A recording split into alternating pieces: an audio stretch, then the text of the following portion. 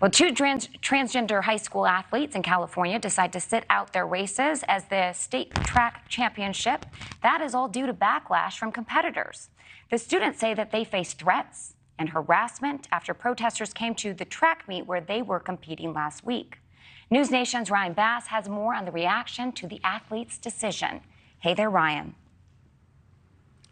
Kelsey, transgender rights, especially in youth sports, has been dominating the national conversation as of late, and this is certainly yet another example of that. Now, some politicians feel that trans youth should be able to play on, but one advocate that I spoke with said that this once again proves that policies need to be changed and that the sexes need to be separated. A pair of female transgender high school runners no-showed at their California track and field championships this weekend amid days of harassment and backlash, according to the state's athletic association. Last weekend, Athena Ryan and Lorelei Barrett both placed second in the girls' 1,600-meter races at their respective meets, qualifying for states. But their wins sparked protests and online outrage. The California Interscholastic Federation, which enacted gender identity participation rules in 2013, allowing students to participate in athletics under their gender identity, sent NewsNation a statement saying that they're disappointed for two of our student athletes and their families because due to actions of others, they found it necessary to withdraw from the state track and field championships out of concerns for the students' well-being. The CIF strongly denounces discriminatory or harassing behaviors.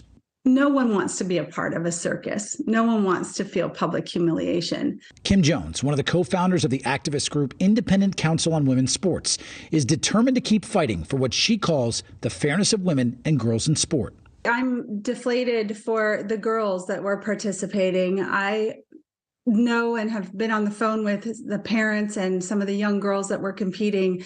And it's been an incredibly turbulent time for them. To have male athletes competing against these young women just completely undermines the purpose of sport.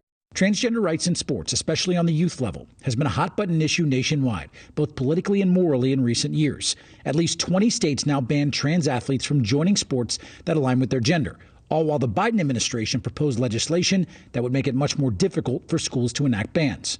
California Senator Scott Wiener told the San Francisco Chronicle it's key that they protect trans rights.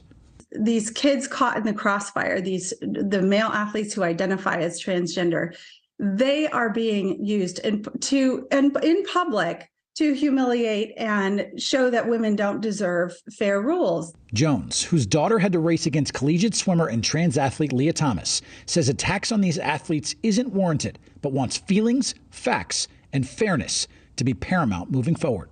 No one deserves hate. No one deserves threats. To think that there's just one party aggrieved is just that's short-sighted. This is hurting everyone involved, and the policies need to change.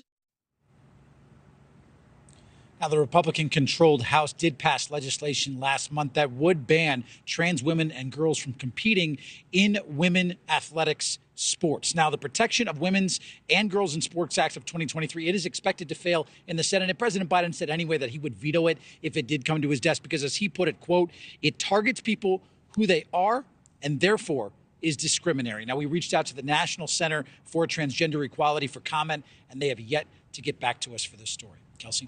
Okay, Ryan Bass, thank you for that report. Thank you for watching. Go to newsnationnow.com to find NewsNation on your television provider. And don't forget to click the red subscribe button below to get more of NewsNation's fact-driven, unbiased coverage.